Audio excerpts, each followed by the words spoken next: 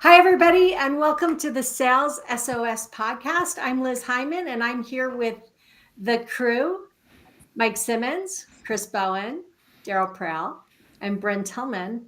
And thanks for joining us on LinkedIn Live today. We are going to talk about internal team building for sales success, and we're going to break it into four different sections. So if you're with us on live, we'll take a break and take a breath and then start our next section up. Thanks for joining us, though. We're glad to have you here. Okay, so internal team building for sales success is our overreaching. Oh, and here's Renee. Hi, Renee. She Have made you it. had a chance to see the topics yet? I saw a little bit. Sorry, I Okay, just left a strategy session for a client. Okay, no worries. So these are the topics, and we're live, and then we're going to jump into our first segment. So the topics today are internal team building for sales success, and it's cross-team collaboration, not sales isolation. The next one is a day in the life of a high-performing salesperson. The third one is getting team buy-in for new initiatives, and the last one is supporting your team, strategy, tools, and compassion. Okay. Guess you can't guess where that compassion one came from. All right. I have so many things I want to say that I can't because it's not appropriate. Oh, say it. Please say it. Come on, Bryn, share. No. It's too political. Okay. Yeah. All right. So we're going to start the first segment. If you guys are ready. So, Totally ready. I think it's been the first time in a while we've all been here. I know, right? It's very cool. It's very cool. I don't know how we did it, but like we're balanced, even number of men and women in this room. Yeah. It's kind of, just kind of But happened. even with an even number, the men are outnumbered because you women are so smart. Well, I do explain that women outperform men in sales consistently. So Yes, they do. Okay.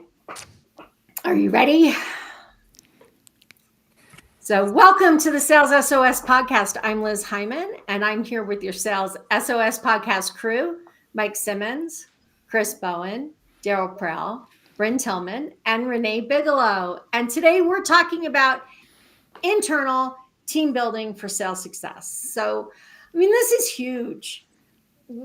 We often talk about how the sales team is sort of isolated and doing their own thing. And so if we're going to be successful, we really need to figure out how to incorporate that sales team. So let's talk about today this idea of how do we bring the sales team in, make them part of the larger organization, and how do we get this cross-team collaboration that's so important? Because I know you guys have heard it, and for anybody who's listening, I know you're experiencing this in your organization where everybody's complaining about sales. Sales is complaining about accounting. Sales is complaining about the production team. The production team is complaining about sales. And nobody's working together toward the common goal. There's sort of a lot of finger pointing. And then, I kind of hear two extremes on this. One of the extremes is, everything is about sales. Our entire organization is all about sales and everybody else comes second. And then I hear the sales is kind of out on their island by themselves. We just let them do their thing, and we are a company with the rest of us all work together, and sales just sort of does their things. And it's kind of uncommon to see a sales organization that's integrated well into the entire organization where everybody's working together. Are you guys in agreement on that, or have I missed the mark? Yeah. So yes, I'm in agreement. I would argue that there's most organizations, every department is an island, not just sales. But absolutely. So the difference with sales is often the ones, and you nailed it, just saying, no, we don't want to be included. Just leave us alone. Let us do our thing. And they're often given preferential treatment that the other departments wish they could have. I know marketing would say, please just trust us. Don't hold us accountable. We don't want to talk to anybody, but everybody's got an opinion on marketing and the colors and the graphics and the voice and the messaging but sales gets away with a lot. So some of it is corporate that is keeping them from being part of the process. And some of it is their preference, but I'm stating the obvious. I know. Are you saying sales isn't accountable? Often I'm saying sales isn't accountable. No, yes, absolutely. No, yes, absolutely. Yes, Hold on. thank you. Hold on. Tell me the marketing quota. Oh, I can give you a marketing quota. Okay, I can Totally tell give this you a is going to be marketing quota. fun. I was thinking the same thing, Mike. So I can't. Which quota you want? You want the MQL quota? You want the old revenue contribution quota? You want the return on marketing spend quota? You tell me, what quota do you want? I'm just going to say, color me not surprised that the very first part of this, when we talk about sales in isolation, goes to whether or not marketing and sales I know. are That's working it. as one You nailed thing. it. I don't want to be held accountable. Isn't that what I said? Just leave me alone. Yeah. No, but this is a common conversation. And it's not just that. So a lot of you hear the accounting department, that sales team, they never do this, they never do that, they don't get it right. And sales is like, why can't accounting just do what I need them to do? Don't they understand that I'm busy? Don't they understand this all takes a lot of time? Or the production team. This is my favorite one was sell, said the CEO. And the production team was like, yeah, we got a 6 months delivery timeline. So if you sell it now, we can't deliver for 6 months. Right. Yep. So it doesn't really matter where the finger pointing goes in this room. It's obviously going to be sales and marketing because we've got a bunch of sales leaders and a bunch of marketing leaders. So, we see that immediate sort of friction, but it happens across the organization, right? When the delivery team or the engineering team is like, why is sales selling things that we can't sell? Well, then we can't deliver. I don't understand. And sales is going, well, why don't you just tell me what you can deliver and tell me how to sell that so I can sell it, right? So you have this there. I mean, it doesn't matter which direction you look. There's friction between sales and every other organization in almost every environment I walk into. And I don't know if you guys are seeing that too. See it all the time, but I would contend that often the difference is, and I'll be curious to hear Mike's reaction to this. Often the difference is that it feels like sales gets extra rope because they're the revenue team, and we got to leave them alone. With that extra rope. Well, yeah, they'll eventually do that. I agree, but there's more reluctance. There's less inclination to hold them accountable to the same degree, or to even force them to, shall we say, on the topic here, to collaborate in the same degree as there is with the other departments, because too many of the VIPs, whether it be management, board, investors, are worried that you'll scare sales away, and without them, we're dead in the water. So we got Mike smiling, we got Renee being absolutely quiet. So we'll see. No, I was actually listening. I think your first statement that this is indicative across all departments is probably the most true statement that you've said. Yep. I think when you see this in sales, it's a pretty good indicator that you have a lot of departments operating in silo. Yep. You may have one or two that have kind of figured out some synchronicity and aligned. Maybe your production team and your customer success team or something like that is like kind of figured something out. Like maybe you have two, but most of the time, if it's in one and it's pretty obvious, then it's across all of them. I really agree with that. I do think that one of the reasons that feeling comes up often, that sales is getting to operate at a different thing, actually comes down to one thing. I think often upper management, not sales management necessarily, but upper management says, I don't want my salespeople in meetings. I want them out selling. So the rest of the team is in a meeting and they're all talking about it and sales isn't there. Sales doesn't have a voice. So when they come back, since they weren't in the meeting, they share what their voice was. And then all of a sudden, so that one thing in particular, I think drives a lot of the problems that you described. Not so much that sales gets a long rope, or that it's more that if I want sales selling, and they aren't allowed to be a part of the team, then the team gets disconnected from sales. Well, I think you have to be really careful with some of that. So I think, yes, you want your sellers selling. There are a lot of meetings in some organizations that aren't valuable for the majority of people that are in those meetings, right? Like you can have some of these all hands, and it's frankly watered down content in a lot of them. But you're trying to force the whole team there. If you're going to have something that's going to be, what is our direction? Where are we heading? What's the changes to the product? What all of those types of things that are going to impact sales, then they should be absolutely included in those discussions and make sure that they're aligned. They should the leaders of those organizations should be pulling people in from whether it's product, whether it's marketing, finance, anything that they're going to ultimately impact. Pull them in for a quick session in your weekly sales meetings. Have them go over a quick thing. Doesn't have to be that we're going to spend an hour on this. We're going to spend 15, 20 minutes a week going through a whole list of topics over the course of a year to make sure that, hey, our team knows exactly who to go to for what the process is, how we're going to go to market, what we're going to be rolling out, what we can, what we can't do, and gives the salespeople a chance to talk to those people, meet those people. They can have set up their own calls later on. I've done that. But I think when you start pulling them in, and next thing you know, I had one organization where I had 9 pipeline calls a week that I had to go to as an IC. 9 pipeline calls as an IC is crazy, because you know how much interaction on any one of those calls I really needed.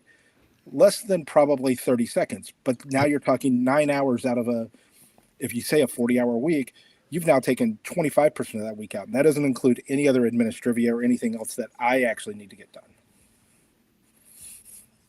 My 2 cents, or maybe a nickel. So, I always have this lens around the social selling perspective because I'm kind of myopically focused in LinkedIn and AI prompt writing. But I do think it does bridge over to all of sales. So it's a quote that I use all the time in my training, in my book, but social selling doesn't live only in the sales department. It's the intersection of marketing's message, operations promise, and the relationship sales brings. If you want it to work, everyone needs to buy into the experience you're selling, not just the solution. And I feel like that is about, the whole company is showing up, and what is our buyer experience? We all know that we're responsible for bringing in revenue. Our company does not function without revenue. We all know we're responsible for whatever our job is in bringing in the revenue. But I believe that when the internal message around collaboration turns into the client or the buying experience, the whole client experience, even operations after they've bought, when it's the client experience. So as a team, we're coming in at, what is the feel and the process and of the buyer from the very moment they've heard of us until they're referring us to other people and everything in between. And so the collaboration for me is seeped in the buyer experience as the foundational piece. Yeah, I think that's really important. That's it for me. Well, and I think that's the one place that we can all sort of agree that if the buyer experience isn't good, then as a company we have a problem. And it's one of the places that we tend to be able to come to agreement about what to do. I want to go back though to Daryl's earlier point, which is why isn't sales held accountable in the same way that everybody else is? And I'm going to make the argument based on what I've seen in my experience, and that is that many companies, many leaders don't know how to hold sales accountable. They're scared often, but yeah, I agree with you. So one is, and we've talked about this before, they hire a bunch of salespeople who are arrogant bullies, right? Who run roughshod across the entire organization. And if that's who you've hired, that's what you'll get. But I think more often what we see is we don't know what to measure. We don't know how to measure progress. We don't know how to have these conversations. We don't know what the KPIs should be. And so we're measuring KPIs like how many phone calls did you make? And that's sort of the end of our ability to set up a system by which sales can be held accountable as well as supported in their success. So I don't know, Mike, what do you think about that? My head is going to explode based on this Let it explode, brother. It's good, makes for good entertainment. We'll get a lot of clicks. Do it. So here's what we've gone through. We've said, look, we have communication challenges inside our business. Communication challenges are driven by biases that people have based on certain roles that they happen to be in. The chickens would lay more eggs if whoever was creating the corn would create more corn so that the chickens could eat and create more eggs, and it's everybody else's fault. And the reality is it's a complete lack of leadership by people like us who are involved in those conversations, who aren't asking the questions or helping to create clarity around who's going to do what by when, what are the specific jobs to be done, what needs to happen in this certain area, from an account to even challenge whether or not people on a sales team are held accountable. If you look at the comp plan and you are working with account executives who are 50-50 leveraged, so half of their on-target earning is base, the other half is variable. In order to hit that earning, they're held accountable to doing the work that they're doing. If the mix is a little bit different, you might be in a 70-30 or 70-30, 60-40 kind of split in an account management or a strategic accounts type role. There's accountability to hitting the number to earn your keep. Now, if you've made a decision not to let people go because of the risk associated with it, whatever that risk is, or you've made the decision to not manage or lead properly because you don't know what your numbers are, that comes back to the leadership in the room, not talking about who should be in a meeting and who shouldn't be in a meeting, but what are our specific jobs to be done to make the business operate the way it operates. And I've gone really deep into this meeting challenge that we have because it pisses me off. I mean, I've completely changed the homepage of our website to focus on solving the collaborative meeting challenge that exists out there, which is not how I get paid. I get paid as a fractional revenue leader.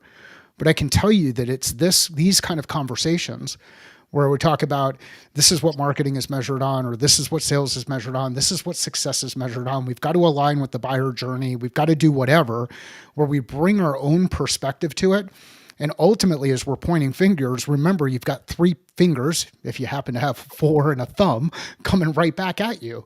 So if you're looking for leadership, start with a mirror, look in the mirror and start working through this process. So I don't know that this conversation is super useful for people, whether they're out there trying to say, how do we come together and collaborate better as a team? Because I can tell you as a sales leader, I don't want my salespeople in those meetings. And the reason I don't want them in those meetings is because they're not talking to the people who can buy from us.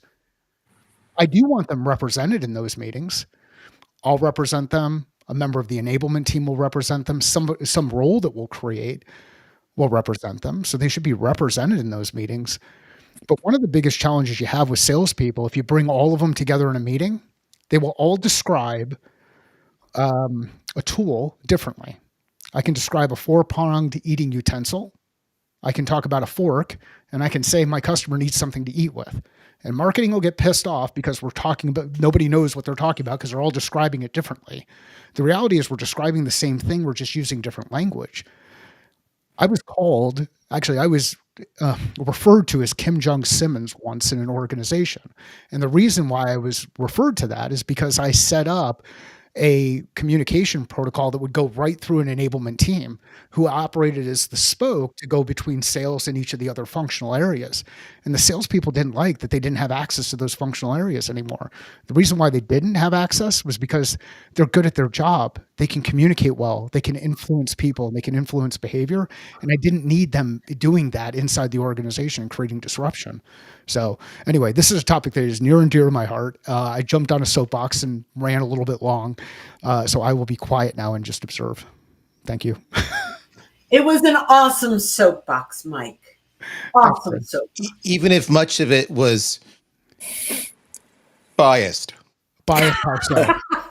Yes. So, but Biased how so? so I don't want to steer us away, Liz. You go ahead. Otherwise, I can respond. It's up to you. No, respond. Go ahead, respond. Okay, so here's the thing. So you want the whole topic here is how can we collaborate better? This discussion we're having right now, this is the discussion you should be having in your own organization because you've got to establish your culture. All right. So I would respond to Mike. So a couple of things. So Mike says, I don't want my people in those meetings. I want them selling. I'll have somebody else. Maybe it's Mike. Maybe it's the head of sales enablement in those meetings and they'll represent sales. Well, then if that's the case, then every department works that way because I don't want product marketing in those meetings. I want them talking to customers or users so they can shape a product better. I don't want them in those meetings. And if that's the case, I don't want marketing in those meetings. I want them talking to analysts and press. That's the problem, the fallacy with that logic. So Either we're hold on, all no, in this, let me ask a question. or we have an executive team that collaborates and relays the message. Now, second part, you made the statement that my reps are paid. If they're not selling, they're not making the money. You're right, 1,000%. But they made that choice because they want the big bucks. That marketing person who makes a fraction of what the salesperson makes is equally held accountable. If they don't get the results, if they don't drive the leads, just like a salesperson not hitting their number, they're gone. But they never have a chance to make the big number. So if you want to make the big number, you can't say, I'm excused from everything. That's the thing to this. So either we're all in this, or we have a core team that collaborates and the rest are busy doing their day jobs. So let's talk about the core team who collaborates. Yeah. At what point did I say that I didn't think that each team should have a core member that's part of the group? You said that, and I agreed with you. But you also said, I don't want sales in there because they should be out selling. And I'm saying I don't want the sales. I said I don't want the sales rep. Applies to all the other departments. So I don't want the marketing team in there because they should be doing marketing, and I don't want the engineers in there because they should be engineering. Yeah, so have that marketing representative be in there and actually enable. Bear with me. Enable. No, I'm not. I'm actually agreeing with you. The important part here is that it's not that sales gets a representative, but everybody else needs to be there. Right. Lead. Like enable and empower your team to do the work. I do feel compelled to say one thing. Of course. In most mid-market and smaller companies, the marketing team is going to be very small. Yep. So you may have 10 sellers, 20 sellers, whatever, that you're protecting by sending one person. But you're going to have 1 or 2 or 3 marketing people that have to go to all the things and still get the job done. So I just have to say that because marketing, unless we're getting closer to enterprise size, marketing keeps shrinking and shrinking and shrinking and expected to do more and more. So I am not defending the marketing versus sales, but I do have to make that distinction to this scenario that you're putting in. What's the job to be done of a meeting? Well, it depends on the meeting, Mike. I mean, and I think this is what's really important. I think the first thing that comes out of this is, one, communication has to flow both ways. And the appropriate people to provide that communication flow and the appropriate people to hear it, it's important that they are in the room, however you decide what that is. But there are many kinds of different meetings. And this is one of the things that frustrates me about this no meeting ideology is some meetings are working meetings where we're actually working through a problem, like we need to do content marketing and we need sales to help us figure out the buyer perspective. We have a bunch of questions. Can we get somebody who's face-to-face with the sales team having a conversation with us about it? So it depends. Some meetings are everybody sharing information. Some meetings are people working together. There's lots of different kinds of meetings with different purposes. Do you all apply a jobs to be done framework to the meetings that you conduct either with your clients or inside your organizations? Essentially. Good. So what are the core jobs to be done of meetings? Like if you just lay it out, my view, I think there's 3 jobs to be done and you can't do more than one in any meeting, or you shouldn't do more than one. But what are the jobs to be done of a meeting? So there was collaboration. I heard that one. What else? Information sharing. What are common mistakes that people make in information sharing meetings? Well, one of my favorites is let's have the entire sales team in one room and let's do a funnel review on everybody while we're sitting there. That is not a good use of time. No. However, However, there are times where information about the sales funnel needs to be provided to the delivery team, and there needs to be a mechanism for conversation so everybody understands. Do 25 people need to sit in that meeting for an hour? Probably not, but you still need the information flow back and forth, that question and answering. So there's three frameworks in my mind. You may have another one. One is providing information. This is our new product. This is how it's going to work. This is blah, blah, blah, right? Second one is information sharing back and forth. And then the third is collaboration. Let's solve something together. So I don't know if you have another framework for meetings, but those are So from my perspective, the three, and they align with this. Number one is information to be shared with question and answer. So there's some kind of feedback loop that's happening. If you're just conveying information and you're not going to have any feedback, record it, send an email, get it out there. So information with some kind of feedback loop. The second type is a decision-making meeting where we're either going to decide to do something or decide not to do something, or keep doing something, whatever it is, but we're going to make a decision, go or no go.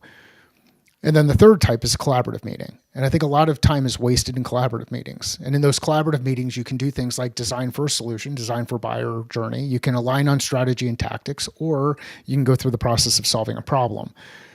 I think too often what ends up happening in many of our organizations is we have what we think is a decision-making meeting, which is ultimately an information sharing meeting because the decision's already been made. So we get ourselves into these traps where we try to do too much in the meetings. There's a lack of clarity in those meetings. And that is why I defend my team's time relative to those meetings and defend my time relative to those meetings. So you left out coaching, you left out funnel reviews. Like, where do those fit? Performance reviews, like where do things like that fit? So I would say coaching, performance review, unless you're putting somebody on a PIP, are probably all going to be collaborative meetings in a one-on-one environment. That's how I would put them. But as far as on that side, so that would probably be the fourth, which would be one-on-one collaborative type meetings. That's how I would describe that one. So I go back to what Daryl said, which is, look, you're protecting sales time. Sometimes we have to protect marketing. Sometimes we have to protect engineers. And what I really hear you saying, Mike, more than anything is, let's make sure that the meetings we're having are delivering the outcomes that we need and the right people are in the room doing the right things, which is, funny enough, what all of business is about, right?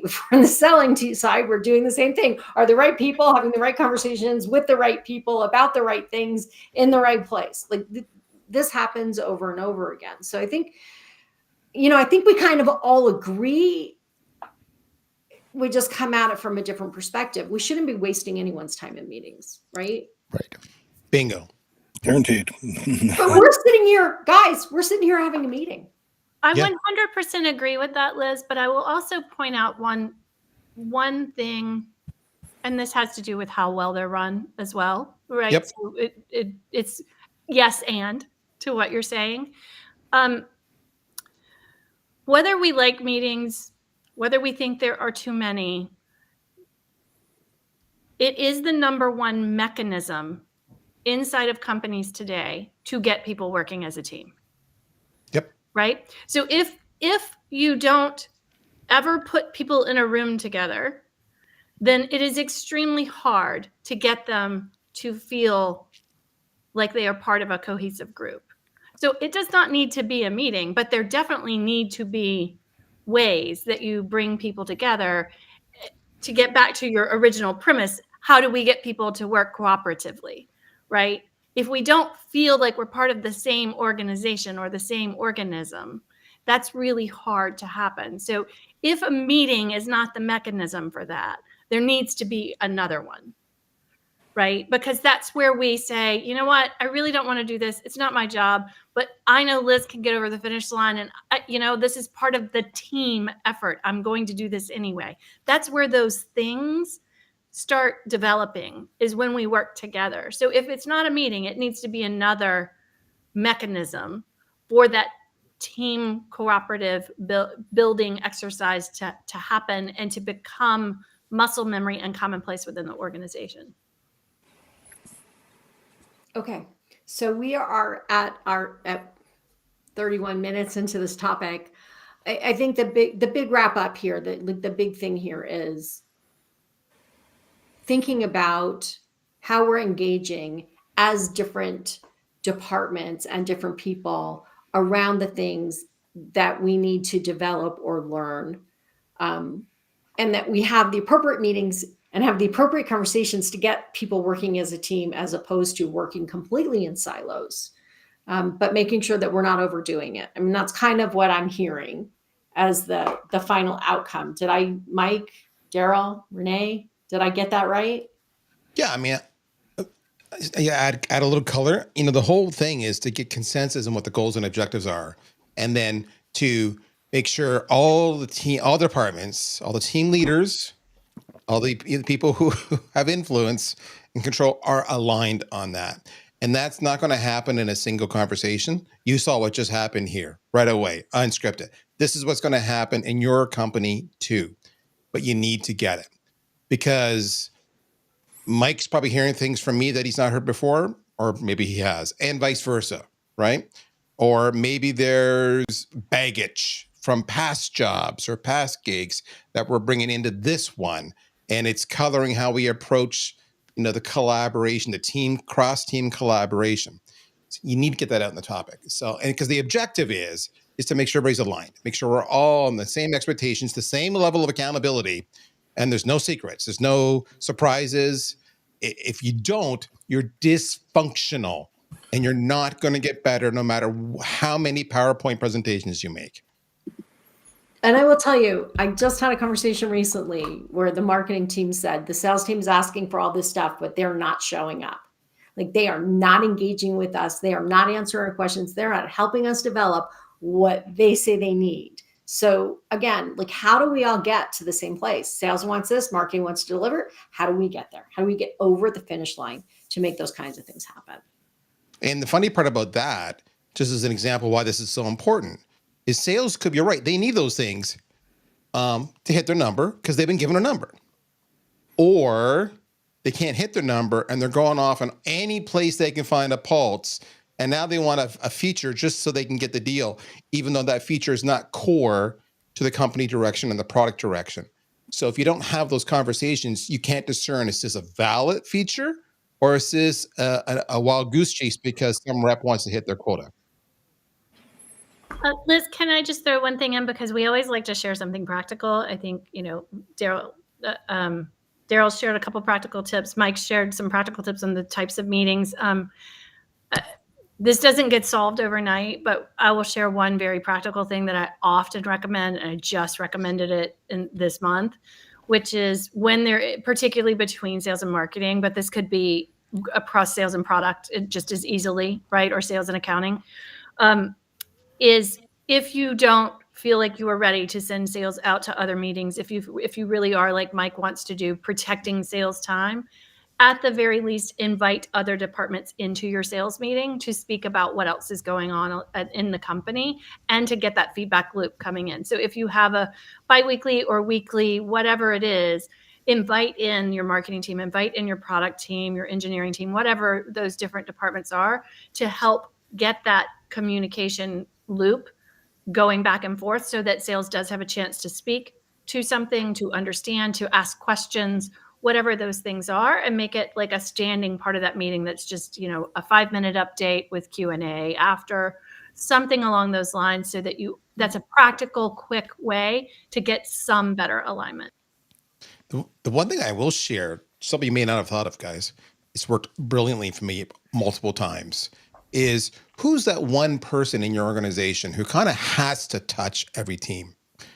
Maybe somebody in the revenue ops organization, if you have a revenue ops organization. For me, often it's the project managers, the ones who are holding, they're balancing 7 different projects across functions, and they're just doing, time checks and how are we doing? And it's amazing if you have a good relationship with that project manager or that rev ops person, they will tell you, hey, Daryl, I was in the meeting with marketing on project number 1, and you guys said this, and I was in a meeting with sales on project number 2, and they said that, and this are opposite ends. You two should talk. So having that secret resource in your company who can kind of just raise the flag, listen to everybody, they're not threatening, they're not in a position of power necessarily, they're just a facilitator. Phenomenal resource to get that alignment and drive collaboration across teams. You know what's funny about that, Gerald, is that often the person who comes to me first in a company is the COO. Yes, the COO or the CFO. To me, often, yes, I've seen that over and over again myself. Yeah. Just asking a question here. Are you guys talking? So, okay, I want to jump to the next topic because it kind of falls out of this one, which is a day in the life of the salesperson. So Mike just shared with us, I got my salesperson, people are doing important things to hit revenue. Let's, in our next episode, talk a little bit more about that. What are your salespeople doing every day? So we hope we'll see you in the next episode. Thanks for joining us in this episode of Sales SOS Podcast. Okay, you guys, I want to try something. So I'm going to play for a second. If I push these buttons, does it change what you see? Yep. Right now, Mike is the prime, character, as he should be. He's a stud muffin. And we're what I can't do. That's Chris. Not weird. But not the person who's talking doesn't come up as the main person. I wonder if there's a way to you're muted. You sound great, but you're muted. I was going to say that's when I sound the best. Yeah, I know. So do that again. Click on Chris. Okay. Now click on Renee. And she should go to the. You just leave it on Renee full time. Well, probably. Oh, no, that didn't work. I would think go nuts trying to do that the whole time. That did not work. Just. This is why they have producers of live streams. So yeah, so those of you who are hanging out with us right now, bear with me as I try to figure out how this program works. This is what happens when behind the scenes is unveiled. Perfect example of collaboration. Yes, I'm not sure how to do this, so we'll just go back to everybody being the same size. What were you going to say, Brent? No. Nothing. Okay. It was worth a try. I thought I could get the person speaking to be highlighted, but no, Mike is highlighted because he is in the top left-hand corner. I don't know what to tell you. You can actually move our boxes around. You can drag and drop them. Oh, I wonder. Now, yeah. See, if I were you, that would no. That's how you do it. But that doesn't have everybody in this view. Let's try this view. Okay. Ah, look at that. I can actually move people who are talking. It's like the beginning of the Brady Bunch. There's a story. Oh, you all have one. You kind of look like the dad, Mike. All right. Thanks for hanging out with us while we figured that out, everybody. Let's jump into our next session. And I'm going to, let's see, let me put me here. Okay. And I'm going to kick off our next little segment here. So welcome, everyone, to the Sales SOS podcast. I'm Liz Hyman, and I am here with your Sales SOS podcast crew, Renee Bigelow, Bryn Tillman, Mike Simmons, Daryl Prell, and Chris Bowen. And if you want to know more about the crew, you can go and find information about them on our SalesSOSpodcast.com website.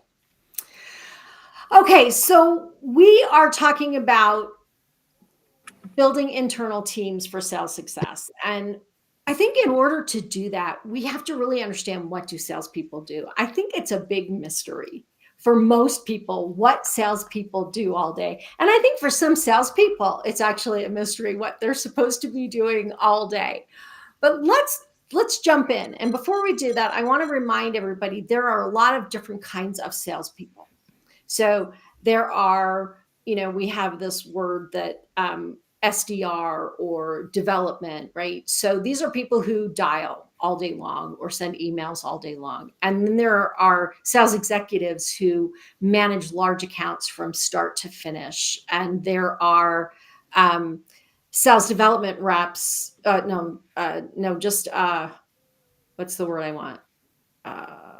Business development reps, sorry, who sometimes go all the way from the developing the business to closing the business.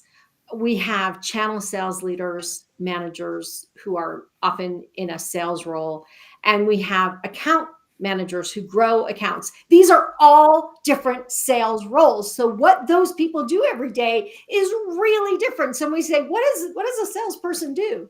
I have threatened many times that when somebody from another department complains about sales, that they should go for a week and follow the salespeople around or sit next to the salespeople. And then once they understand what that salesperson does, they can have a different conversation about what do salespeople really do? What do salespeople really do? And are they doing anything?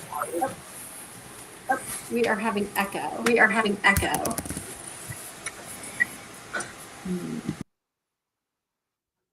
Okay. All right. So who wants to start? Mike, I think you should start, because I think you're the one that's feeling most passionate about this. In our last conversation, when we were talking about what meetings should salespeople be going to or not going to. So why don't you start and talk to us about the day in the life of a salesperson? Well, I think the key piece is knowing what your two numbers are. And for me, there's really two numbers. We can go into a third, but the two numbers for me are pipeline created, pipeline developed. What are we putting new at the top? New could be new, net new, could be add-on, but what are we contributing that's new at the top? And what are we, of the stuff that we've put in, what are we developing? What's actually moving forward? How's it moving through each of those stages? If you're doing anything in your role that does not contribute to pipeline being created or pipeline being developed, then you have to ask yourself, why am I here? What am I doing? And that becomes a pretty clear set of criteria to you, or a clear way for you to kind of determine, am I doing the right things? Am I doing the right things in the right order? If your pipeline's is being created and it's growing, then good. On that side, if it's developing, then good. Developing means developing out, and things are moved to closed loss as much as they're moved to closed won. But there you can start to go through and say, what work is working? And if you ever find yourself doing work that isn't working, then be really comfortable firing that work and stopping it. And you can use the data to help inform it. As far as what the specific things are that you do to do it, going across the number of people that I've been fortunate enough to work with and coach and develop, everybody does it differently. Like there's just different ways that you can go about doing different things inside the market that work for you. So the key piece is figuring out what works best for you to drive those two metrics. The third metric, which is further out, are things like revenue performance versus plan, or sales performance versus plan. Those are further out numbers. But from a day-to-day perspective, what did I add at the top? What did I move forward? So those are great metrics, and I want to keep moving in that direction. But I think it's really important to dig into the details. Okay. What does that actually look like? What does it actually feel like? And I'm going to try this for a second. So one of the things that I talk about often with my clients is, what is the salesperson actually doing? Like, here's the first thing. What does it feel like to be in sales? Sales is one of the few jobs, and I'm not going to say there aren't any others, but they're one of the few jobs that 90% of the high level work that we do turns into absolutely nothing. Right? So if 10% of the conversation that you have to actually turn into deals, then 90% of the conversations that you had go nowhere. That is a discouraging feeling just from the beginning. The other thing, when we start thinking about the life of a salesperson, other than the CEO, most other people in a company get paid what they get paid, and they might get a bonus. And their livelihood, their income isn't performance based. maybe they'll get fired if they don't deliver what they're supposed to deliver, but they know what they're getting paid until the day they get fired. With a salesperson who's on commission, they never know. So when we wonder, why are they stressed out? Why are they all jacked up? Why are they this or that? Like, why are they cramming this sale down our throat when it's not really a good fit? Well, if you want to understand what drives a salesperson, if they don't know if their bills are going to get paid or not, and they need this deal to pay their bills, that tells you something about the life of a salesperson and why they behave the way they behave. And I think we need to talk more about those kinds of things. What do they do all day? What is it like to be an SDR? To dial 50 or 100 dials a day and get hung up on 90% of the time? Like, what is this really like? And I'm not saying that people who are in sales don't love it. I just also know it can be soul crushing, particularly when things aren't going well. I literally just had a conversation not a week ago with a guy who's like, I don't know if I can do this anymore. This is not working. How can my company want me hired? How can I stay in this role? I'm not doing what I need to do. Help me. And that's not the first time I've heard that conversation, right? So I'm throwing it back out to you guys. What is the day in the life of a salesperson? Is it a salesperson or is it a high performing salesperson? I really like the role of a high performing salesperson. So I'm just going to say a little bit around this, again, very myopically focused in the social selling world. I really believe that everything that you do needs to have a purpose. Random acts of selling can kill any pipeline. Random acts of selling can kill any activity, right? And having a very productive process in place is critical. Knowing what to do, when to do it, whether you have a gong or a sales loft that's helping you with that, or your CRM is positioned to help you get through that process. I do believe a repeatable, scalable process is the key to a very successful salesperson long term. Otherwise, they will find all the activity that's more fun to do, not necessarily productive. The other piece is I do believe that everything needs to be completely integrated together. When I'm listening to folks that say time block, time block, time block, it never happens because they time block and then they get a phone call and then this happens and then they do everything they can to avoid the activity that actually is productive. So when the successful activity is cohesive and it's all part of, like, look at your day, and before you meet with a client, what are you doing for your pre-call planning? And then it's like 3 minutes here and 5 minutes there. I mean, that's my social selling piece, but it has to all be part of the day. If we get into, we need to time block, what I have found time and time again is then it just doesn't happen because people are like, well, I don't have the time to invest in this because I'm doing what I'd rather be doing. So that's just my thought. And what are the things they don't like doing usually? And what are the things they do like doing usually? So, I mean, from my experience, which, they don't necessarily like the top of the pipeline prospecting. They want to do the fun things. And I get it. I understand, that they want to do the stuff that makes them feel good. And, I'm going to get the phrase wrong, but it's like eat the frog, like do all the things in the morning. That's time blocking. And I believe that ends up, maybe that works for a couple of weeks, but people start to go like, I don't want to eat. I get nauseous early in the morning and I don't want to eat the frog early in the morning. But what if, like, you just eat a little bite of the frog all day long? That sounds so gross. But like, it's just all integrated into your day. Like my prospecting, I'll look and I'm like, okay, I have 3 client calls today. I'm going to identify who they know that I want to meet. And if the opportunity is right, I'm going to ask for introductions. And so that's integrated into my day. So I think when you integrate those things, instead of saying, okay, for 1 hour, you've got to call 50 people, whatever that looks like, I just feel like that fails long term. Now, I'm going to back up and say, if you're an SDR, that's your job. That's different, right? Like if that is the job of, someone who is an appointment setter, then that's what everything is time blocked like that, right? But if you are someone who is in a business development role where you are wearing many hats in that process, I think time blocking or time to eat the frog just dies out pretty quickly. And that's just my experience.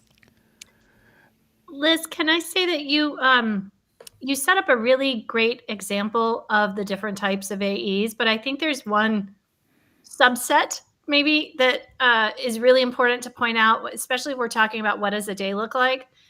There are many people in those roles who never leave the office. And then there are many people in all of those roles that you pointed out, all of them, that never go to the office because they're traveling to go see accounts on a regular basis. And I think that that is a huge distinction for what does a day of a high-performing salesperson look like. There's those who travel and those who don't, or those who live in between those two things. And I can tell you that one time, many years ago, when I was working at Miller Hyman and I was in an office all the time, and I was traveling to Asia once a quarter, and I was also training. So I was out 2 days a week this week and 2 days a week that week. And I had been in Asia for, I don't know, 10 days. And I got back and I said, I'm home if somebody needs something, but I'm not coming in until tomorrow. And somebody said to me, you've just been out vacationing. Like their perception was I was traveling. You were just out traveling and now you're not going to come to work. What a life you have. Like, yeah. I can't tell you how many times during that trip I opened my eyes in the middle of the night and said, what hotel, what town, what city, what country, where's the door, where's the window, right? Well, I bring up the travel piece because your days differ depending on, if you're traveling or not, but that also connects to Bren's point. If you're thinking about, even if I'm traveling, how do I get this integrated in? Even, if I'm traveling some days and not some days, like, I think it kind of was a good point to bring that up, following how you laid out the different roles. And Bren was talking about trying to integrate the important things in a day. Though I do think, Bren, I will say, time blocking for new behavior is often really good to build muscle memory. When this is something new, setting aside some time to build that muscle memory is a good idea. But if you're traveling, that could be an impossible thing to do. So that's why I brought that distinction up. And that's why I think different roles. I hear myself going. But that's why I think different roles have different responsibilities. Like I do think you need to get muscle memory maybe for 2 weeks or 3 weeks, but then integrate it in, right? Then make sure, because I just have found that, even for me, I'll have, I'm going to write original content at this time, but then I have a client proposal and that's going to take precedence over that content. And then I have a networking call with Liz, and I'd rather do that than right. And so what happens is when you have an hour that you have to focus on that, it feels overwhelming. But if it's integrated 3 to 5 minutes throughout your day, all of a sudden there's an hour or two of that activity that happened naturally without the dread. So I can offer a few observations in the terms of what is a day in the life of a high performing salesperson? It's going to vary. All right. Every person's got their own style. Do I prospect in the morning or prospect in the afternoon, whatever.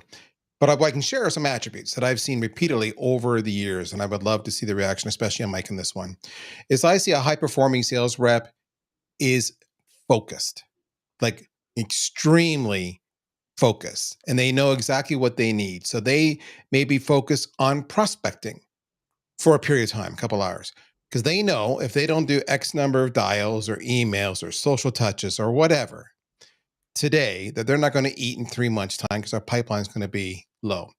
I know they're focused on really making sure they're prepped for any kind of discovery call. They're doing advanced research. They're writing down the questions that they want to get down. They're lining up their success stories of comparable, like-minded, similar clients you've had successes, so they can go back and forth. They're lining up reference calls in advance. I know that they're analytical. They're always studying the numbers and how things are turning out, and often not just their numbers, but also marketing's numbers or product development schedules, and feature set. And they're expressing their opinions to those people on what they need from them. And they're facilitating conversations to the prospects or customers to back up the point they're trying to make. Because again, they know if I have this feature, that opens up a whole new adjacent market for me that I can then go chase that I can't chase today. So over and over again, what I see is a singular focus. What I don't see in a high performing sales rep is I don't see them just being willy nilly and just like, oh, I'm going to do some emails for a while. Oh, I'm going to get a LinkedIn for a while. Oh, I'm going to get a Slack for a while. I don't see that ever. And I don't see them staying just to themselves. I'm a salesperson. I'm heads down. They're working with they're moving the pieces on the board. Again, if it's marketing, product marketing, development, if it's the CFO, whatever it is, they're making the pieces come together so that they can be successful. So that's what I see in terms of a high performing sales rep. I got to ask Mike, did any of that ring a bell or am I out to lunch? No, you nailed it. I mean, they're the owner operator inside their territory. Nailed it. They're the owner operator inside their territory. So they need to know what resources do I need to allocate in certain places. Where do I need to spend time? Where do I need to spend money? Where do I need to spend energy? And how does that align with being able to drive the numbers that I'd mentioned a little bit earlier? And a lot of times the categories fall into things like generating demand. Yep. I know some people will say, hey, that's a marketing function, or I need better leads or whatever. No, I mean, as a rep, if you're dependent on marketing to feed your family, Agreed. you're the wrong rep. Like, so, and you look at that demand that's generated from the business as something that adds to what you're doing. So there's this demand gen component. There's the acquisition component, and acquisition requires project management. You're project managing deals that you're working on. So there you're building a plan, you're calling people to action, you're holding them accountable to hitting on those next steps, both yourself and them as you move through it. And then if you happen to be on the retention and expansion side, then what you're doing is you're hunting within existing accounts, because expanding accounts typically retain. I've only had one instance where I've seen a growing account not renew. And that's a story for another day. But like you can organize your work into certain areas. And to hit on a couple of the points that have been brought up so far, when you block time, defend that time. Like that's up to you. That's up to you and your discipline to make decisions and block the time and shut your phone off, or if someone, or figure out what you're going to do to help stay focused, as Daryl was talking about, in that area to get your job done and then move on to the next, because there will be no shortage of distractions. You'll get pulled in 8 different directions. I mean, heck, I could spend half a day just doom scrolling on LinkedIn or Twitter, like how effective is that? But it can waste my time. It can spend it. So yeah, no, Daryl, you know it. And it's funny you mentioned time. I wanted to come back to that. I know I said focus, but like they're ruthless with their time in the sense of if you're using up, I'm the rep, and you're coming to me with a question and it's not germane to what I'm doing, or you're just dicking around, or you're just talking about the game last night, I'll be polite. Yep, thanks, but boom, I got to go. It's focus, and that's what I see. And they're also, the last thing I'll add to that is they're very self-aware. So in the sense of what I mean by that, they know their strengths and weaknesses usually. They know their constraints. So for example, let's say the kids come home from school at 4:00 and now it's going to be shot till 7 with homework and whatnot, dinner. They will, even though the day may go theoretically to 5:00 or whatever, or 5:30, they may say, okay, I'm done, because this is going to be too much of a distraction here at home. And I'll pick up again at 8 at night when the kids are in bed, and I'll work for another hour and a half, uninterrupted. Right. Because that's the right investment of my time. So high performing reps, oh man, they are the cops of their own time clock. The 4 pillars from a skill perspective for me, it's gathering data, conducting research, so the ability to ask questions, which gets into that curiosity piece. Leveraging story, understanding characters, transition, success, failure relative to the people you work with. Time management, which is ultimately about decision making, and project management. And those 4 pillars, if you give me a sales professional who's willing to hone in and develop those skills, they will be the best sales professional inside your organization. If they do not appreciate any of those 4 things, they're screwed. And I'm not going to use a curse word like Daryl did because I'm clean. But yeah. So Chris, can you jump in? Boring. Can you jump in on some final thoughts on, what does a day look like for a salesperson who's effective and using their time well and delivering results? Well, I mean, I think they're all going to look a little different. Depends on what you have going on. But I mean, I want people focused on if they've got deals that are, I'll say, in the later stages, that's where they should be focused, right? But you also have to do some level, I think, not necessarily every single day, but certainly every single week, some form of pipeline building.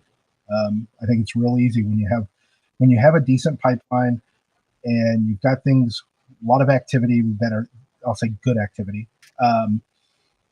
It's real easy to cut the prospecting because it is painful work sometimes. But I think you have to do it every single week, and I always look at it as, at the end of the year, let's say you're not going to have 52 of those, but you should have 45 weeks where you've accomplished those types of things, and that's sort of the standard that I set for the main activities that I have to get done. I'm not going to guarantee that every single one of those is going to happen every single week because I'm going to take vacation. There's going to be emergencies that come up or other things that take priority. But at the end of the year, I want to be able to look at it and say, 45 out of 52, I've done this activity that I know leads to success.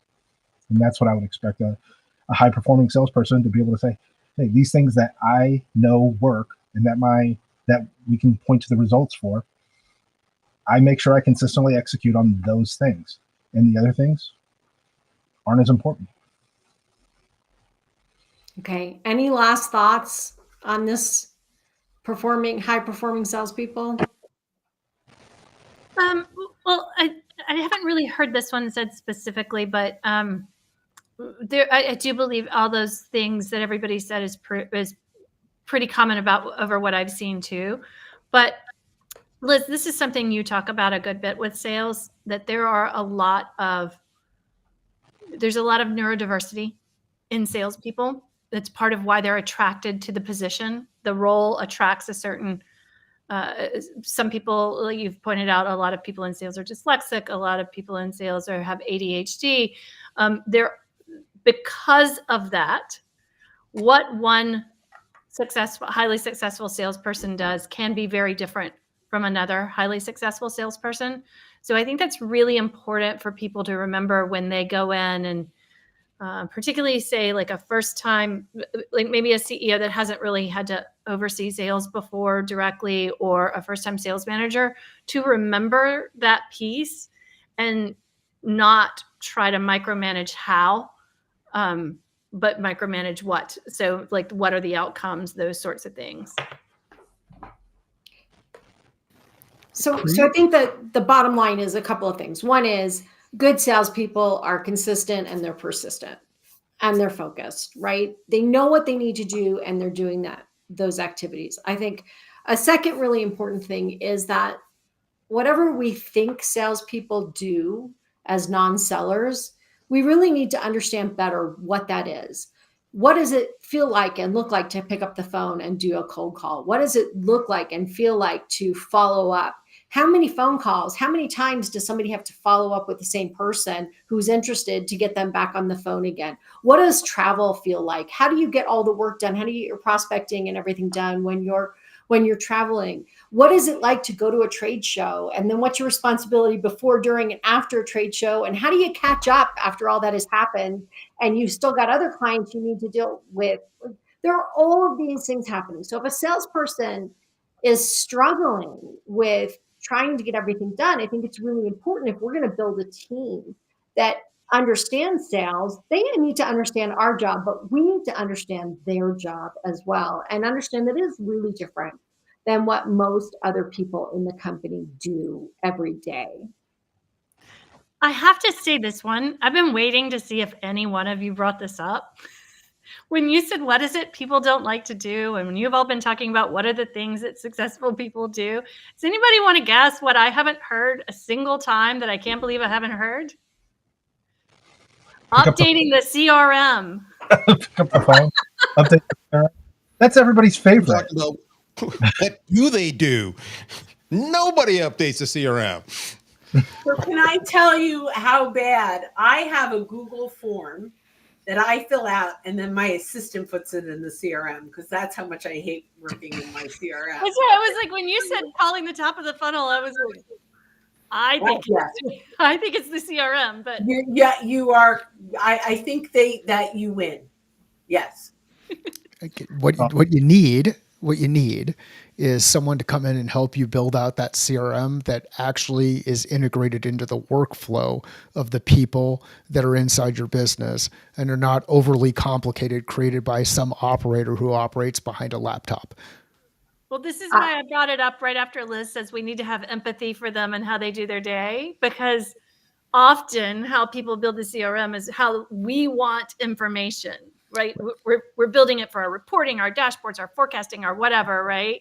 And because Liz brought up having the empathy for how they spend their day, that's the place I find the biggest mismatch. So I think that is a really good moment to wrap up this section or this episode of the Sales SOS podcast. And I think next we should talk about supporting your sales team, strategy, tools, and compassion, because I think it really ties into what we've just been talking about. So join us in the next episode. If you're with us live, please stay with us as we go into the next episode. Thanks everyone for joining us. Okay, I think I made everyone dizzy trying to learn how to do that. That's good. You did well. We're getting there. If the whole sales thing doesn't work out for you, you could be a producer. Possibly. I even turned up the volume for Chris. What do you think of that? I noticed that. Okay, are you guys ready? Yeah. Welcome to the Sales SOS podcast. I'm Liz Hyman, your host. And today I'm here with your crew, Renee Bigelow, Chris Bowen, Daryl Prell, Mike Simmons, and Bryn Tillman. And we are talking about building internal teams for sales success. So we talked in prior episodes, we talked a little bit about how do you get all of these teams to work together. And in our last episode, we talked about a day in the life of a successful salesperson. What does that look like? What does it feel like? And I think the next thing, the next really important piece is how do we support that salesperson in this larger team to help them be successful? And we wrapped up our last episode by talking about CRMs. And I think that's an important part of how do we support a sales team?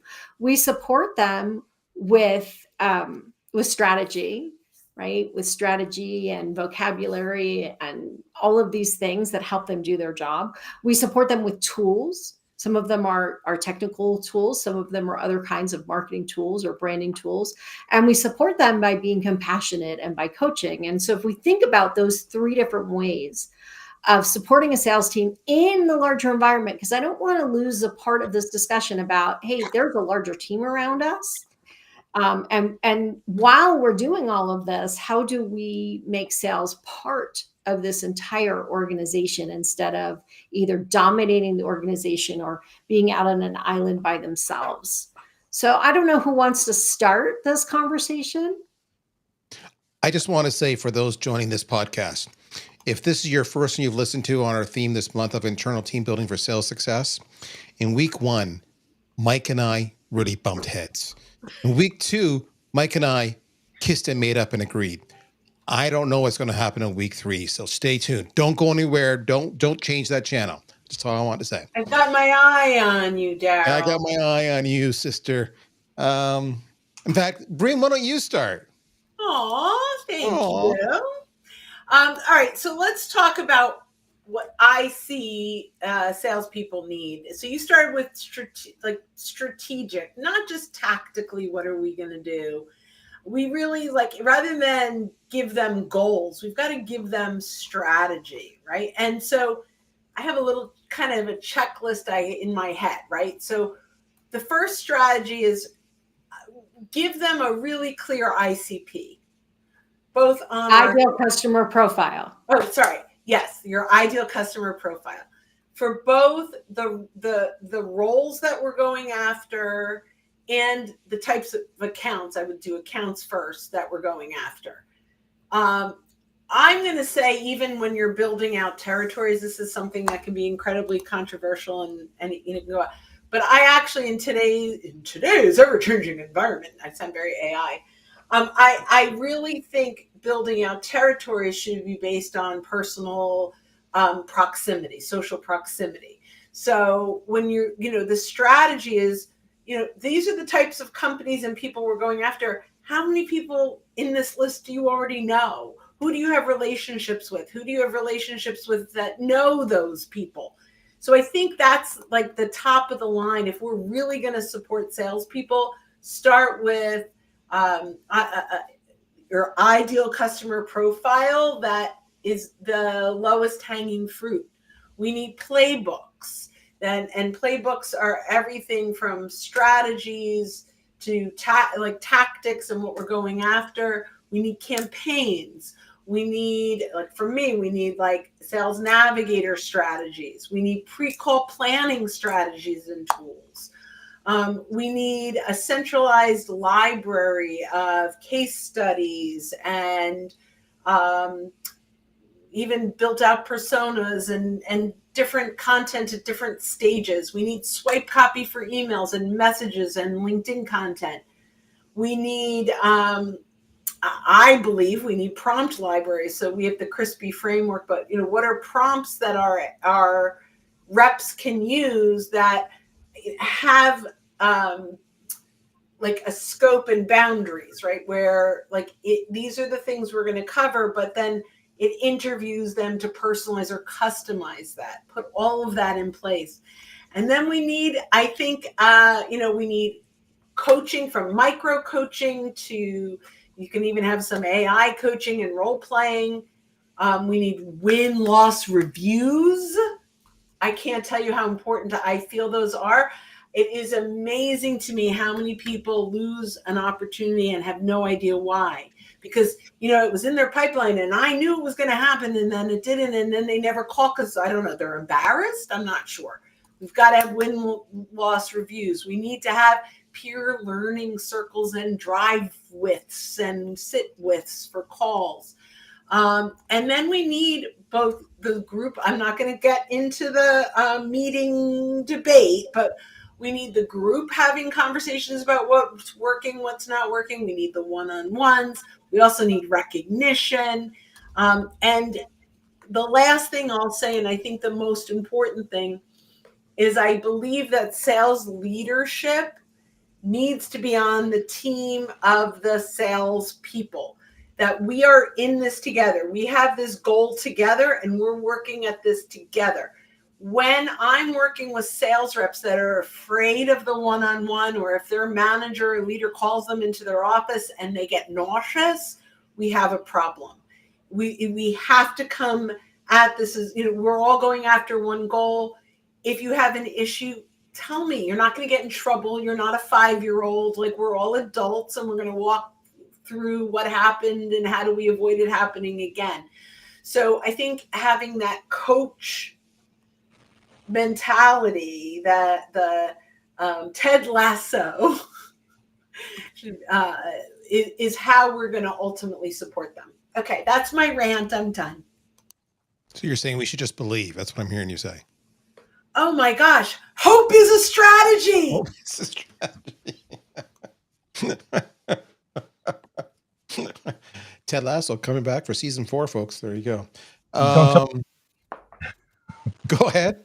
I said, don't tell Rick Page, right? Yes, I will do that. Who's jumping in? I'll jump in because it builds off of what some of what Bryn shared. In addition to the ideal customer profile, I do believe that you need the target personas and you need customer journey mapping. And all of these are strategy pieces, right? I think many companies do them and set them aside. But if you add in if you add in firmographics and you add in psychographics and you add not just demographics of these things, right? What you're essentially creating is a messaging canvas, because you're also telling people, your sales team, you're giving them, as Bryn said, a playbook for how to message to these customers. It's incredibly important if you're scaling and growing and you have new salespeople coming in, or if you have turnover and you have more people coming in, to make this much easier to get that up and running. And if anybody's struggling, then they can go back to it, and it gives them a tool, right? It's the strategy, but it's also a tool to work from. So inside of all of that, you also need, as part of your customer journey map, you also need to look at what the triggers are that send people into the journey. And those, when you have all of that together in a strategy, in a go-to-market strategy, you now have who you're talking to, how you're going to talk to them, what makes them want to talk to you, what are the things that precede the need, that cause the problem, that need your solution, right? And that gives your team the overall playbook to go for. Of course, I strongly believe, Bren, that breaking down individual things and specific campaigns and trying things out, all of those deserve playbooks as well, because it helps scale it across multiple people, and you share those best practices across multiple people. But when you also have those strategic pieces, it's going to help you choose the tools that you need to support the sales team and help the rest of the company know what they can do to support. So I'll use one example for what you could use for tools. If you know those triggers, right? And like I will say, in several companies in B2B, like some of the things that I've identified with clients in the past that would be triggers would be new location. These are common ones, right? New location opening, a huge new contract that someone's been awarded, promotions or new people turning over, like a new person in the seat, maybe permit for a new location or something like that. All of these are pieces of intelligence that you could track. So having this lead intelligence for your team, so that they can recognize when someone would have a need for your solutions, rather than cold calling without the knowledge of those things. If you know the triggers, then you know the tools that you could get your team to make that easier. So I agree 100%. Yes, ending you again, Bren, that those strategy pieces are tools and guide you for what tools you need. I'll jump in. So everything everybody's talked about so far, dynamite stuff, do it all. Do not hesitate. I would characterize a lot of that as an umbrella statement of sales enablement. And it's beyond that, obviously. But I want to say, you're equipping them, the best way to say it, right? You're equipping them, you're training them, you're equipping them, you're coaching them, you're educating them. I want to go a different angle. What I want to say is you need to be sales business partner and advocate. It's two for. And in Canada, we all know 2-4 means something else than 2-4. So when I say a business partner, that means talking to every single sales rep and saying, almost treating them like a customer, but also, you're a revenue partner. Okay, so I'm looking at your pipeline. You look a little thin. How can I help you? Do you have everything you need? No, I need a success story that does this. I got nailed on this over and over again. Oh, but we actually have that. Let me show you where it is. Or no, we don't have that. That's a great idea. If you can hook me up with some customers or some experts that you've talked to, we'll include them and we'll make it for you, and I'll have it ready for you in 2 weeks' time. Whatever. So the business partner, you're always saying, what's impeding you from being more successful? How can I help? That's the first part. Second part is the advocate thing, which is a lot of people don't understand. Because you always hear sales will say, I don't even know what marketing does. They're blah, they're at trade shows and blah, right? But here's the thing. Marketing does the same thing about sales. I don't know what sales does. We give them all these great MQLs and they can't close the thing to save their lives, right? We give them great scripts and they don't use it. If you heard their calls, they're terrible. So the advocate part is where you as a leader go back to the sales org and you say, do you know the pressure they're under? Do you know the challenges they have? Have you spent a day or two cold calling? Have you tried to persuade somebody through, research or what have you, who's got built-in biases and wants to buy vendor B as opposed to you, vendor A. Like, have you done that? Have you used the screens on Salesforce.com to record all the data? There's a reason they don't do it, because it's cumbersome. Have you done that? So it's the idea of helping them have more compassion and empathy, so that once they understand the hardship they do face on a daily basis, the rejection they face on a daily basis, that they're more inclined to support them and help them. And by doing that, being their business partner and being their advocate, you tend to draw both teams together as a single revenue team. And that's phenomenal. So when it talks about how do we support the sales team, yes, you need the sales enablement, but you also need to be their business partner. You also need to be their advocate. Thanks, Daryl. That was perfect. That was a mic drop moment. I wanna jump back, because one of the things that I keep hearing is, and I want to reiterate, is that the sales strategy doesn't start with the sales organization. You don't go, here's our number, it's $20 million this year or $100 million this year, or whatever it is, sales, go create a plan. It doesn't work that way, because if you let sales create the plan, they're going to create the plan that's the easiest plan to execute.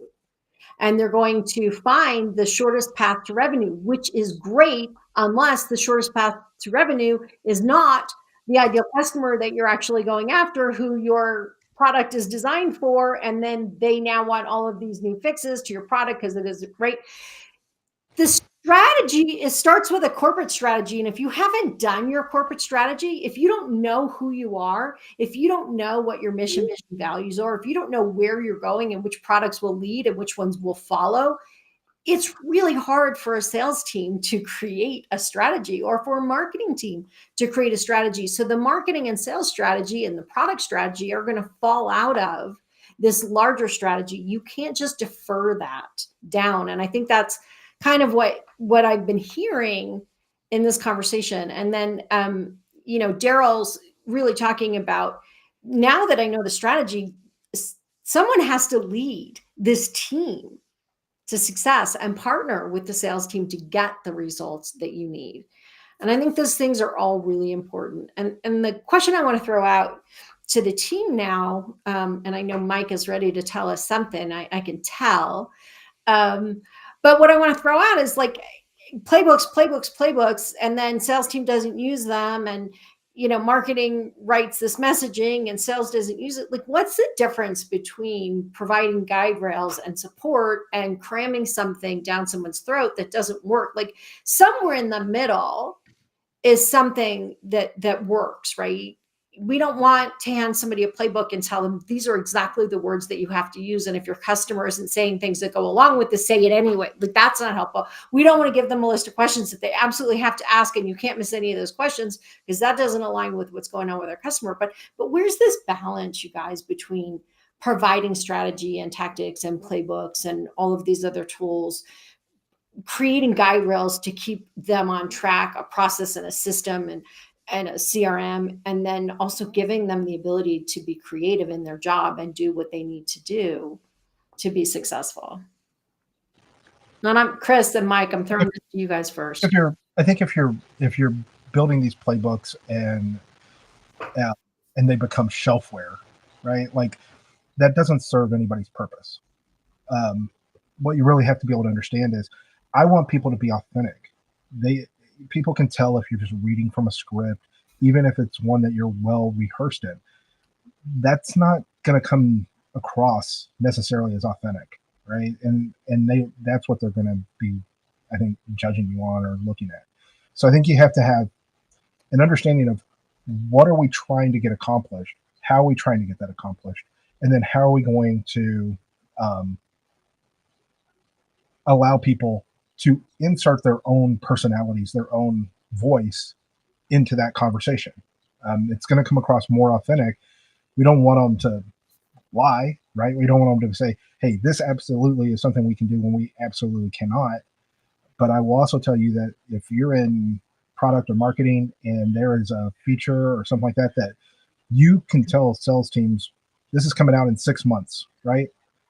I'm going to start selling it tomorrow, right? Like, sorry, like, I probably have a better understanding of how long it takes for these things to happen within that initial meeting all the way through to the end. So there, I'm really, really hoping that when you commit to that and you're telling me that in 6 months it's going to be there, because that's probably how long it's going to take for this deal to work its way all the way through all the processes. If it's not, then we're going to have a different type of problem in about 6 months. Right. But those types of things. So I think it's, you want people to be able to react. You want people to be able to be themselves. I just had a flashback, Chris, as you said that, to, okay, we have this already. We built it out. We're going to give you 30 days to test it, which is essentially like I walked into a client about a year and a half ago, and that is essentially what they said. Okay, we've developed this product. It's all done. We're handing it to sales. We're going to give you 30. And I was like, they can't even close deals in 30 days. You've got to extend the length of this pilot. And you should have talked to them before you were done so that they could kind of be working in tandem. Give you actual feedback on, hey, whether this works. Or just even starting the conversation so that they could get appointments made or whatever else, right? Anyway, you just gave me a flashback to that. It's just a real lack of understanding of the process. I pretty frequently say that, everybody sees the outcome from sales, but unless you're in it, nobody sees the work. And to be honest, the same would hold true for marketing, right? Everybody sees the outcome and thinks, oh, I can do that, but they don't see all of the work that's non-visible to everybody else. Mike, what you got for us? I mean, one of the challenges is sales is a lagging indicator. Like it's stuff that's happened in the past, right? So that's it might be a leading indicator relative to revenue recognition, but it's a lagging indicator inside the business. So that's where a lot of the stuff is, hey, it's happened. And then you forget about all the ugly stuff that happened. I forget how many people around the room here have either nieces or nephews or sons or daughters. Like, does everybody have people like around, or even grandbabies, right? So if you think about, if you want to enable and empower those kids to be really successful wetware or carbon-based matter in the future, right? If you want them to be successful at some point, how much of this stuff do you just do for them over and over and over again? Versus the alternative, which is create space for them to get it done on their own and learn and be better leaders of self and kind of build that capability.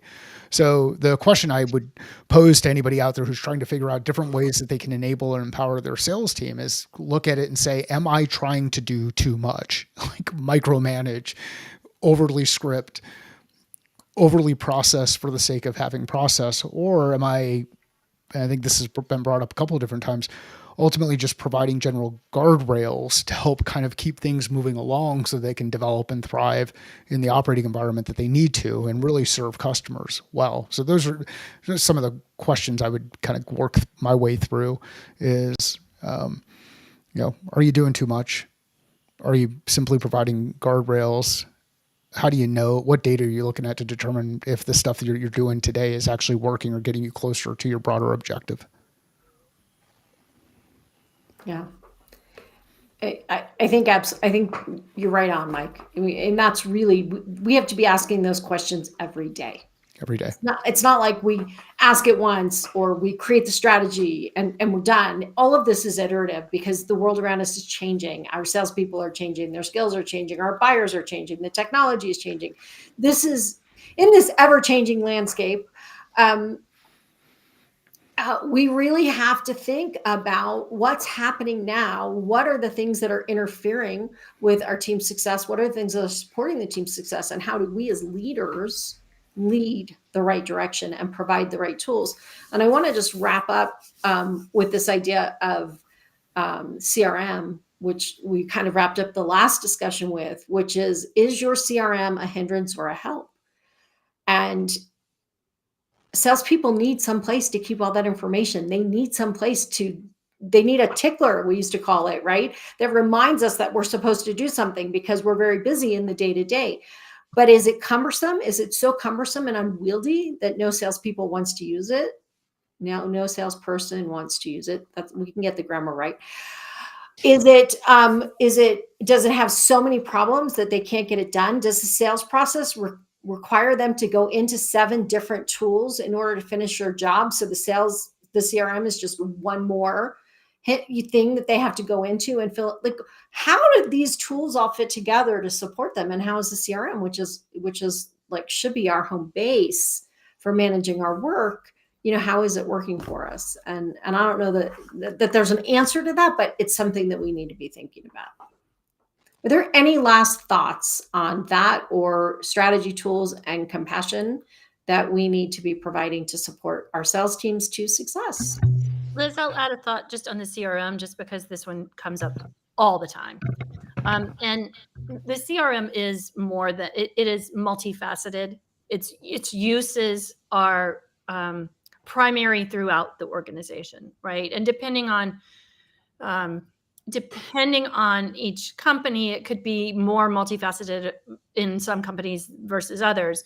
You might be using Salesforce, for instance, as your CRM and have the sales hub only, or maybe you have sales, service, and marketing, and all of that is running through CRM. Guess what? So is all of your billing, right? And everything else. So it's really important to all departments. However, not all departments spend every day in it or all day, every day in it.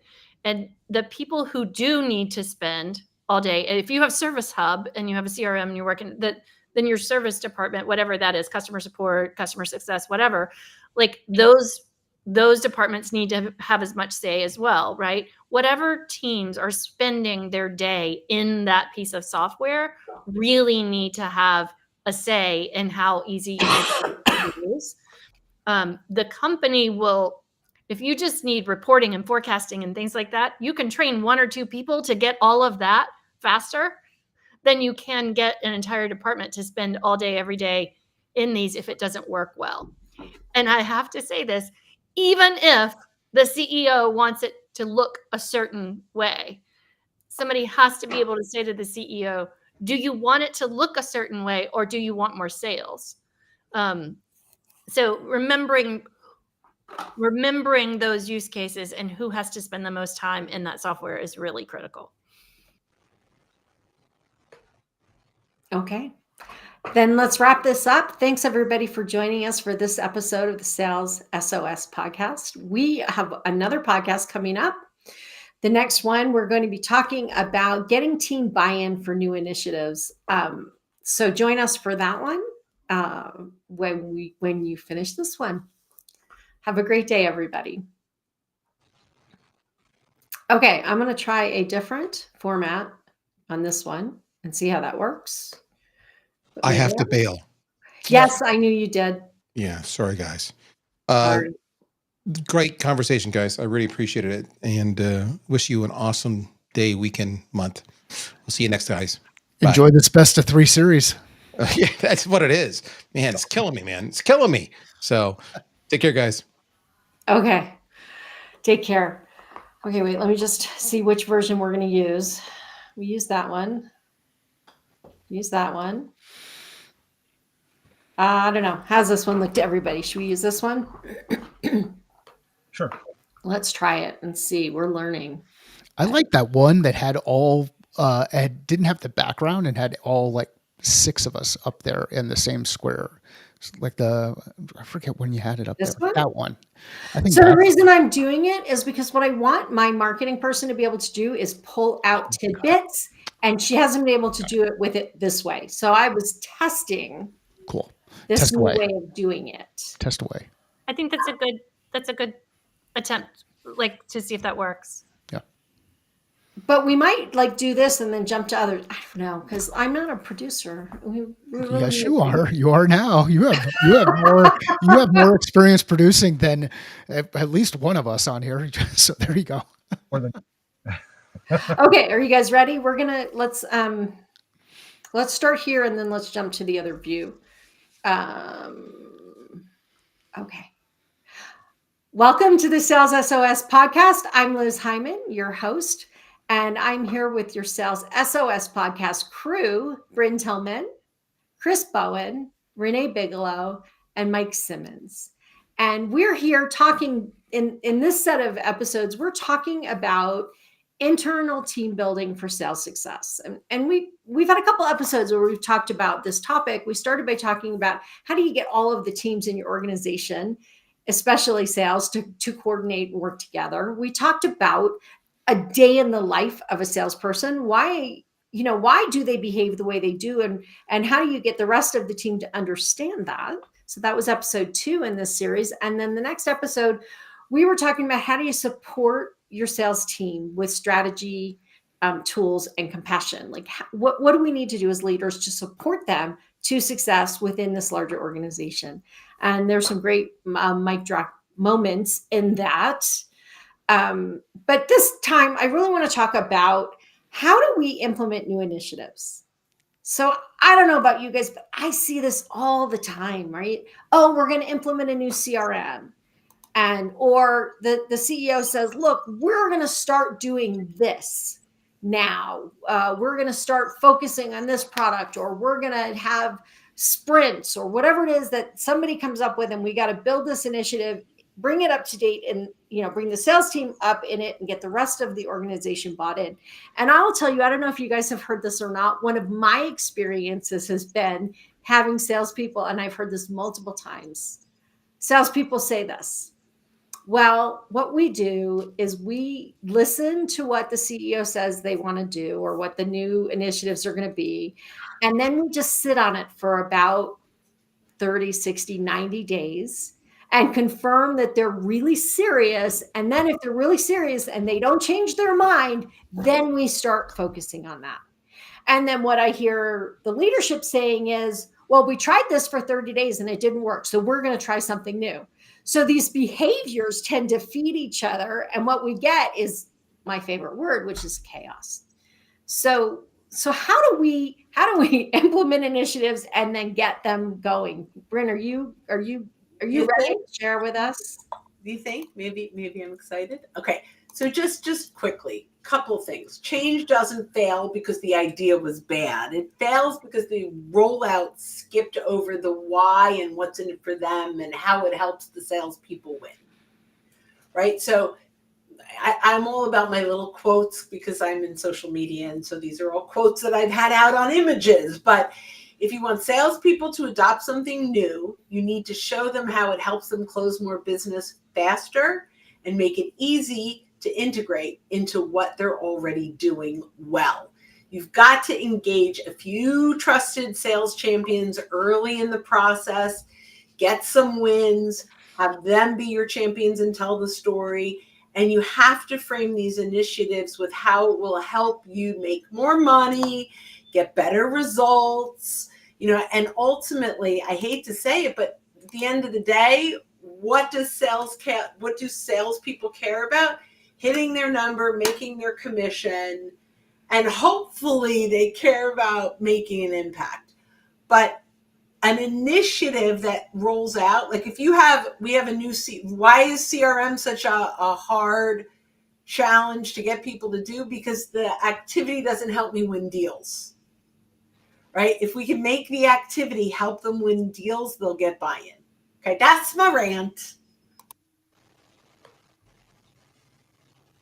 All right, you guys. Oh, I don't like this view. So what do you, I'm playing with views here, everybody. Let's try this one. Okay, so what do you think? Bryn just laid it out there. This is if you want sales to do something, it's got to help drive numbers, right? It's got to help drive success. I don't think it's any different than any other significant initiative that you want to do. It's always going to be what's in it for me, right? If you can't articulate to the sellers and sales leadership how is this going to benefit them and the team, you're going to have a hard time getting buy-in, and you should expect people to be skeptical because they've probably seen a lot of these things. The number of things that I've seen that we're going to do this, whatever it is, and it sounds great, you get people fired up, and then it dies on the vine and there's no communication or anything else around it, right? And it's like, you have to have a realistic understanding of what's the time frame that it's going to take in order for us to see results. What are those results going to look like? How are we going to know that we're on the right track? How do we know when we have to make some sort of adjustment? as I've said before, most of the time, the changes that you have to make aren't a 180-degree change. You're not turning completely around to go in the opposite direction. You're adjusting 10, 15, 20% off of where you thought you were going to go because of what you've gotten feedback from the market, feedback from other impacted parties, whatever it happens to be. So that's how I would say is, show them what's in it for them, and then make sure you're communicating fairly consistently along the way if anything changes or when we are seeing success. People love to be copycats, right? So I'll add in, I think we're all human, and what's in it for me is always going to come up. And we're always thinking if it's not clear. But I also believe, this is when I'm going to get into that culture piece that you'll almost always expect from me. I do believe that most people choose to work at a company for a reason, right? Much of the time, in a high functioning culture, that is because we believe in the purpose and the values. That's where we're all aligned. We believe in this shared mission, right? In a sales culture, there's an additional piece of that where you need to believe it's also the right thing for your customer. So there's the what's in it for me. There's the needing to communicate why this is important for the company, how it serves our purpose, why it is important for our values, how it helps us express and serve our values, right? All of those things are incredibly important. And that should be part of the messaging to the entire company, not just the sales team. But I believe it's also very important, particularly with the sales team, the whole company, but particularly with the sales team, to explain why the change from the perspective of the customer through the lens of our purpose and values too, right? So if we are known as a solution and we help people do X and our values are A, B, and C, if we can say we're doing this change because it helps us do X better or differently or in a new way or solve a new problem, and it also serves our values A, B, and C through 1, 2, 3. By doing 1, 2, 3, we serve our values. If we say that for ourselves, and then we also say, and P.S., our customers come to us because of our promise, because of our values. And this is how we need to communicate that we're doing it better now because we're doing this change. This change supports those things. I think that's a 360 view. What's in it for me? What's in it for the company? And what's in it for the customer? And that is a really hard thing to not get behind if you've already chosen to work somewhere because you feel alignment. I think it's really important as we're making changes that everybody does understand why we're doing it. I can tell you that when I was, and I think I've told you guys the story before, when I was working for Miller Hyman and I was doing sales training, strategic selling or conceptual selling training, and I would have 2 days with the sales team. And at some point during that 2 days, I would have to stop the curriculum and let them talk about the changes that the organization had made or leadership that had made that was undermining their ability to sell. So the alignment never happened. They never brought sales in on why this mattered, why technology was changing, why customers may not realize yet that they need like this. They just said, we made this change. They expect me to still have my same numbers, but they got rid of the product that my customers, whatever it was. And they were so frustrated that they had to stop and tell me about it. And then we would do some brainstorming about, how do we communicate this back? How do we get an understanding? So you did that education for their leadership, essentially. Right. What you got for me, Mike? What do we do as salespeople? Sell. Okay. So what is selling? solving a Which problem. part of solving problems, right? Solving a problem. So when we solve a problem, what usually has to happen in order to solve the problem? Which part? The customer has to have a Action problem. of some sort. Something has to change, right? Isn't it funny that we're out there helping people change, but we struggle with change inside our own organizations? Yeah. And at what point do we turn around and start asking ourselves, like, what is it? You're like, why does change happen with our customer base? What compels them to make a change? What compels them to take a certain amount of action? Why does that change occur? and start applying some of the thinking that we do. Like, imagine if we applied our own sales process inside our business to help reinforce or drive or support some of that change, getting the buy-in, supporting decision making, working through that journey, designing for success. It's all stuff that you know how to do inside your business. At least I hope you do. If you don't, you're probably not going to have your business very long. But it's something that you know how to do inside your business. Why not, on behalf of your customers, why not apply it to internal customers and see what happens? Absolutely. Yeah. If we haven't communicated well with our sales team, if we haven't done this change management so that they understand it, they're not going to buy into it. And so you're right. You're absolutely right, Mike. We have to, as an organization, make sure that we have managed the change and the communication around the change and all of the other changes in order to get the result that we're looking for. Yeah, and typically that change will happen because of some kind of personal gain or removal of personal pain, right? There's like some kind of gain or there's some kind of pain that we're kind of dealing with. So if you align with what Renee shared and that we're all inside the organization because we have a similar sense of purpose in helping to achieve whatever the objectives are, and we communicate with the team how this fits into that, you'll typically have more buy-in. Like when I'm doing technology changes inside organizations, typically it's either about getting better insight and information so we can make faster decisions or reducing the amount of time that we have to spend talking to each other. Like those are key things that will end up happening. So know the pain, know the gain, know the change, manage effectively through it, and also set the right expectations that, hey, when you make change, mistakes happen. Things will fail. We'll learn, but we'll at least learn quickly and adjust. So I think the other piece here is, again, this larger organization thing. How does this impact the relationship between sales and marketing? How does this impact the relationship between sales and delivery? How does this impact the relationship between sales and accounting, or between marketing and accounting, or product team and delivery? Whatever it is, it's not just the process that will change, but a whole bunch of processes will change and relationships with the customers will change. So all of these things have to be added into the equation and mapped out and planned and worked on in some way. Okay. Any other thoughts? I think we've sort of beaten this horse to death. Is there anything else that we need to include in this conversation? I'll add the practical tip again. I mean, we've talked about like the higher level strategy, but practical application. I think this is Bren brought up playbooks, and Bren and I both talked about playbooks in our last episode.